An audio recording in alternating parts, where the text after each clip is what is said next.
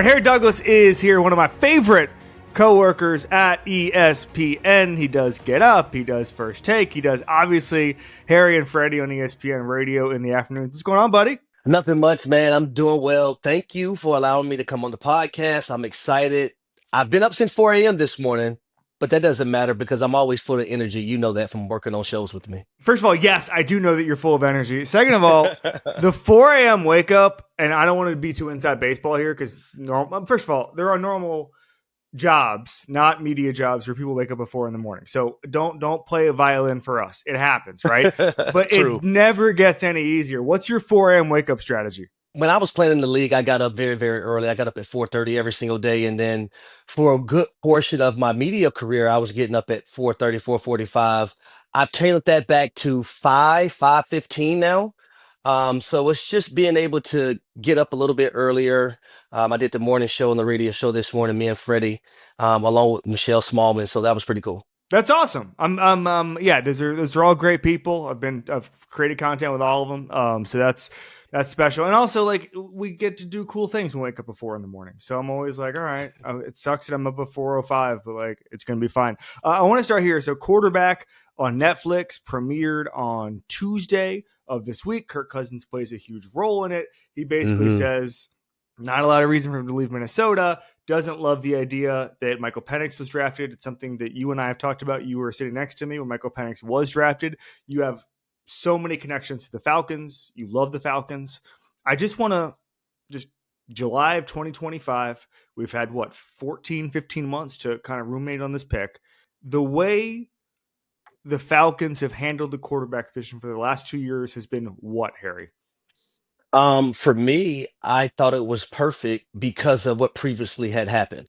Yeah. This organization was in quarterback purgatory, and a lot of things could not happen. And we all know, Kevin, if you don't have a quarterback in this league, you do not have a chance at anything.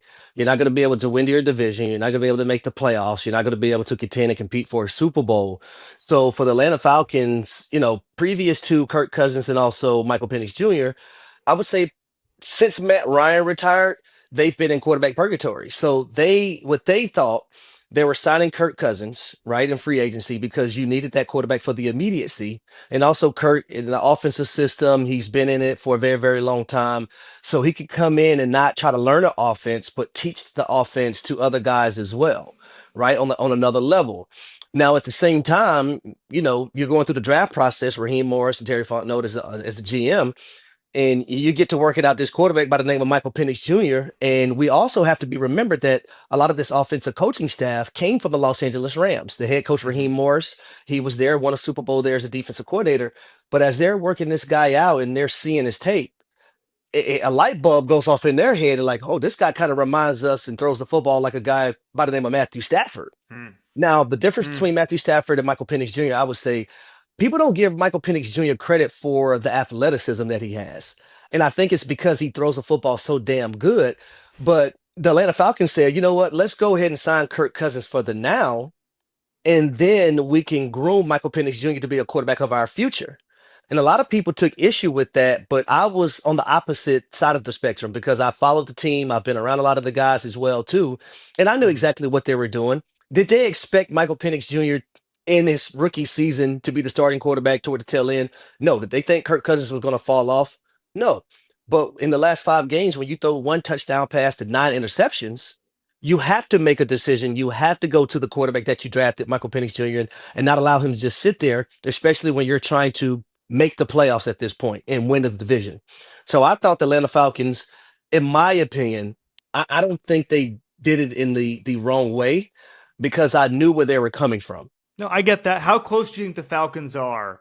So let's tier Yeah. the NFCs like we did a couple weeks ago. Let's assume Eagles are almost on their own tier when you look at the roster, but obviously Lions are there. I think the Rams are there. I think people have the Bucks there in a kind of maybe a notch below that. I have the Packers in that mix. Where in the NFC to you are the Falcons, especially in the NFC South? Well, I would say from a division standpoint, I do believe they have an opportunity to win division. Now, the thing that they must do better this season is something they haven't done very well the last 4 or 5 years. And it's sack the quarterback and arrive at the Yeah, quarterback very violently, right? Three yeah. of the last 4 years, they've been 31st, 31st, and 32nd in sacking the quarterback. That's It's why crazy. they go draft a Jalen Walker. That's why they trade back into the first round and say the hell with that 2026 first round pick and go get a James Pierce Jr. So now they have four young guys, Kevin, that have the ability because Braylon Trice, remember, he didn't play last season. Yeah. He got injured. And then Yeah. Rook on the at the defensive tackle position, they have four guys that can be groomed together to go rush the passer. It's been the same problem for years. Like we joked, I'm an Orlando Magic fan, and they've been looking for a shooter since 2013. We're just looking for a Yes, 3-point shooter. there And you it's like go. every single year they're throwing Matthew Judon out there. That doesn't help. Like every single they put so many resources toward it.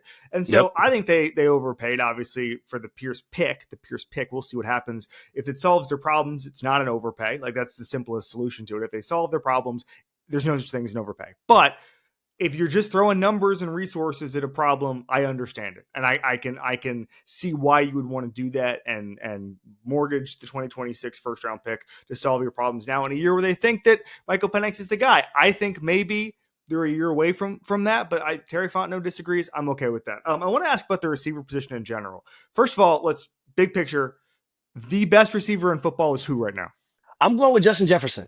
Okay, I'm going with Justin Jefferson, and I have Jamar Chase as a very holding on by a shoestring second.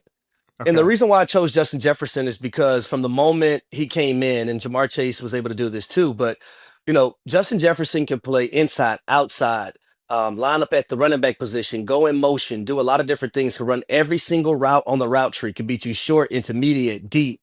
I remember 2 or 3, it may have been 2 years ago, right? The Minnesota Vikings, they're up at Buffalo, and they have this fourth and forever. And Justin Jefferson just needs an opportunity. He goes up and make the play. Lo and behold, the Minnesota Vikings, they go into Buffalo, they come out with a victory in that ball game. But a play that looked like it was slim to none on the end of it happening and being completed, Justin Jefferson came down with the catch. There's just yep. so much dynamic to his game, so much wiggle. I just loves the way he attacks the football. He's a hands catcher and he's super confident. You can't play the wide receiver position and not have confidence. Now, Jamar Chase is another guy who is super confident and very well rounded, but I give Justin Jefferson the edge. I think I do too. We had Chris Hogan on a couple weeks ago. He gave it to Chase just because of the numbers and the Triple Crown and all that stuff. But I think you can't go wrong. Why is it that there are so many good receivers in the league now? And I've heard theories that it's like 7-on-7s and how well those guys are developed now. Because, I remember talking to a Texas high school coach years ago, and he was saying, listen, man, it's just going to be who's getting better at year-round football. It's wide receivers, it's quarterbacks.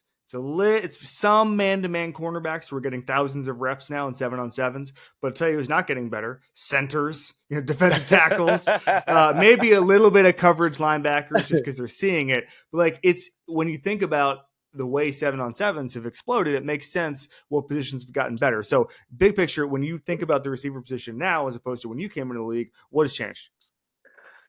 I believe they're exposed to more now Yeah. in today's world. Think about all the camps. Think about the professional athletes that give back to the community, go back and have camps and really have the ability to teach these young receivers the ins and outs of the game, right? Teach them about route depth, get your chin over your toes. You have to have the ability to make contested catches. When you get to the National Football League, everything is not going to be wide open. Coming downhill, if you're running the in cut, right? You don't need to drift upfield. You need to come back and be friendly towards the quarterback. And the same thing if you're running a comeback, right? Don't stop at the top of your curls. Don't round it. All these little intangibles are things that these older players and these professional guys are teaching these young players that are in high Yeah. school. But also 7-on-7 is a big part of it, right? Yeah. They're exposed to so much, way more than when I was coming out. And I talk to people about this all the time, Kev. We didn't have people coming back and giving camps and and Yeah. and giving us this insight on how to be better as an athlete. We had to learn on our own. Like you didn't have YouTube where you can just Yeah. Well, click no, a I was going to say screen and learn YouTube's how a to do big part of things. it.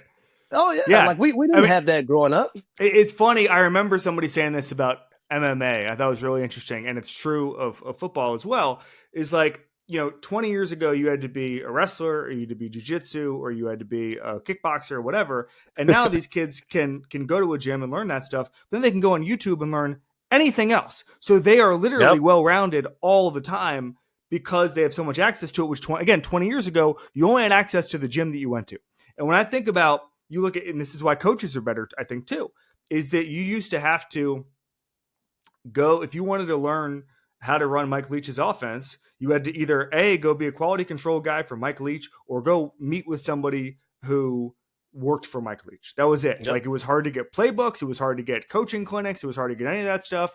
And now in an afternoon, you can figure out some principles of Mike Leach's offense, right? There's so many things on YouTube. There's so many of his disciples who are doing it. And so, like, there's so much more information, but it stands to reason, Harry, that with receivers now, if you're 14 and you're playing at American Heritage High School in Florida and you only know your system, well, guess what? You can go look up Justin Jefferson talking to whomever, right? You can go, he's probably on a podcast talking about it. You can look up that clip on YouTube Shorts. It has changed everything, even from when we're almost the same age. Like, even from when we were in high school, we did not have that kind of access. If something came on ESPN, we could take down a little note. Like, I remember years ago, like John Beck was talking about how, Bill Parcells was talking on TV and he wrote some stuff down. Like, That's what you had to do when you were our age. You had to write stuff down from TV, and we're not that old. Kev, let me give an example. Like, I just seen Justin Jefferson. He was talking to some kids. I believe it was at a camp, right? And he was telling the receivers about doing a post in cut. And he was telling them, like, but there's no post in cut in the National Football League. Right? You get to from point A to point B in a straight line, and then you speed cut and run an in cut. There's no let me go towards a post and then try to, get into my in cut, because 9 times out of 10 that's going to be an interception the opposite way at the level that I played at, and also that he's playing at currently. That's crazy. It's a great point. All right, story time. You play with Julio Jones, and I think everybody who's been around Julio Jones understands what a unicorn he was in practice, in games, one of the most physically gifted players who's ever played in the league. When someone comes up to you and says, explain a story, or tell a story that explains why Julio Jones was different, what do you tell them? Oh, it's hard to explain, because for the longest, I didn't even think Julio Jones was a human being. And from the first time he got drafted, I remember it was the lockout season, and we went out to Buford High School, which is a major high school here in Georgia, and we were doing like our 7-on-7s. And I remember he went up over like 2 or 3 people and caught like a go route. And this is during the time now where he had that foot injury after running a 4.3 at the combine. And I said, holy hell. It looked different being around him, his mindset as well, but also someone that was so humble and willing to learn as a young player. But he has the speed and the quickness of a small receiver. He gets in and out of breaks like a small receiver.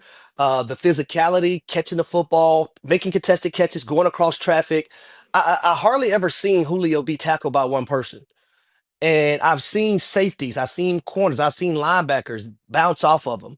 And we know the freakness of nature. You see the catch versus Luke Kuechly. You see the catch in the Super Bowl.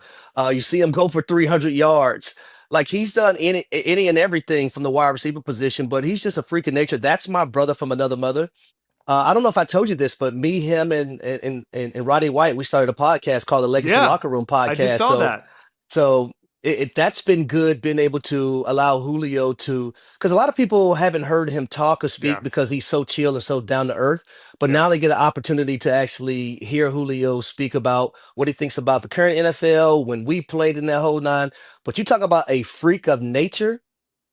There was no answer for Julio Jones. If you single covered him, if you double covered him, if you triple covered him, it didn't matter. I was going to ask, so much of the cool part of playing with greatness is seeing how defenses react, and them looking over to the sideline like, what the hell do I do? What was the most confused, scared, whatever you want to say, you saw a defense going against Julio Jones? Honestly, there were times where we would look at the scouting report, right, and see guys in the secondary a tad bit banged up. But then we would go to the game and they mysteriously wouldn't play or would be inactive. And I thought it was, pretty funny that all of a sudden when you got to go guard Julio Jones, that you're inactive. and your injury is a lot more severe than it was earlier in the week. The Julio Jones flu. Pretty mysterious. Oh, yeah, I had a setback. in warm-ups. That's how it goes. So we do a couple things with everybody. We'll start here. It's called Badasses. Let's not choose Julio Jones since we already did it. But the most badass person you've ever played with, any level, you have the floor. Hands down, I'm going Roddy White. Okay, you talk about tell me Roddy White's story. Yeah. Well, number one, Roddy's from James Island, South Carolina. He was a state champion in wrestling. But you talk about someone who is mentally and physically tough, always Johnny on the spot. Whenever we needed him to make a play, he always made it. That's my brother from another mother. He also looked out for me when I was a young guy, helped show me the ropes or whatnot in the National Football League, but also challenged me as a young player too.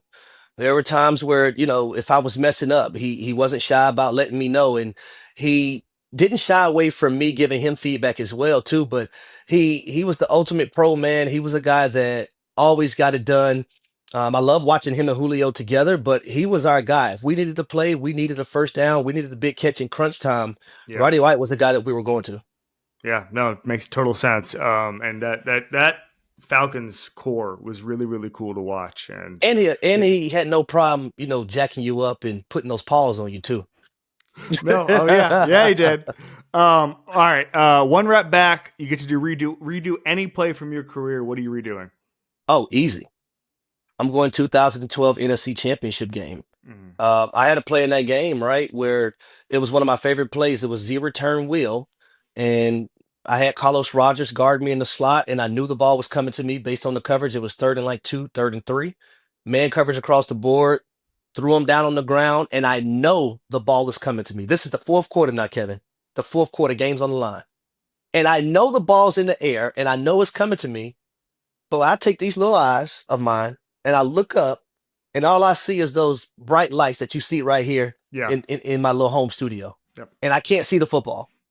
And I start to say to myself, holy hell, I don't know what a football is. But at the very, very last minute, I seen it and kind of, went down catching the football, but it would have been a walk-in touchdown. And on that same drive, we got all the way down to the 10-yard line, and we couldn't capitalize. We didn't score a touchdown. But, if I scored that touchdown, the defense, they get a stop. We go to the Super Bowl. We play the Baltimore Ravens. So that's one play I still think about to this day that haunts me. Wow. Rapid fire, hardest defensive back you ever went against in your career? I'm going to go Rondé Barber. Oh, that tracks. And it's because he wasn't the biggest. He wasn't the strongest, but he was always one of the smartest. And he was so versatile. He could play outside, inside, go back at the safety position, but so cerebral as a player, you really had to be on your P's and Q's. Your margin for error was very, very thin going against Rondé. And he was just one of those tough players, man, that you had to deal with. So I always knew when I was going against Rondé Barber, who was a Hall of Famer now, that I had to be on my P's and Q's, and I had to do just about everything right. Biggest trash talker or funniest trash talker that you ever went against?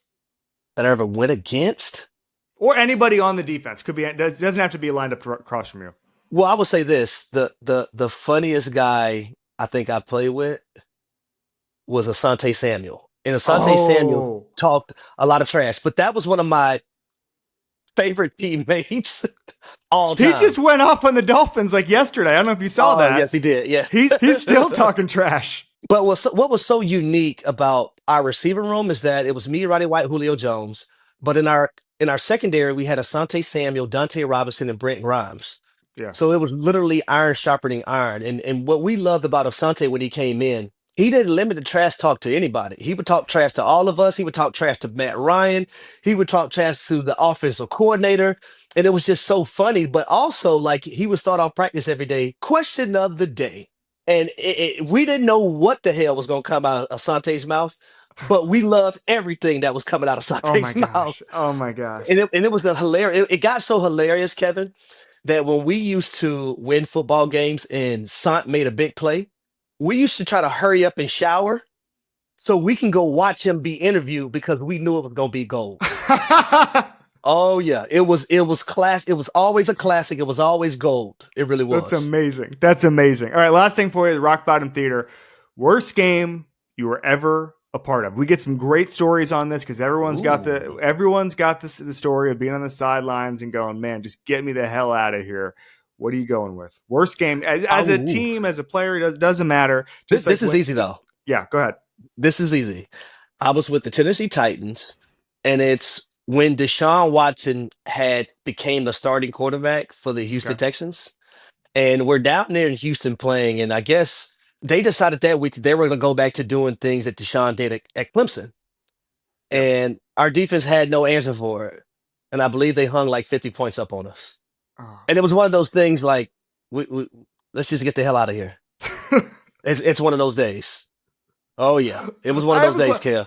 I have a question. When that is happening, like, are you guys on the sideline trying to be focused, or does it immediately like you're down 28 and you're like, you know what, we're just going to start talking about other stuff? Like, what happens on the sideline when the game is just over in the second quarter? Well, you're always focused, but at some point you get to a point that you say to yourself, "Hey, man, this is one of those films where you just got to throw this bad boy in the trash can and just move on to the next game." Hey, it's because sometimes you have games like that where Yeah. coaches come in, "Hey, we're not gonna watch that film. We're just gonna move on to the next opponent." So coaches have that feel, they have that understanding. But of course, you're on the sideline saying, "Dang, man, you think we're gonna get something going? We got to get something going." Oh, they just scored again. Oh, Lord have mercy. Oh, Yeah, gosh. it's a difficult time.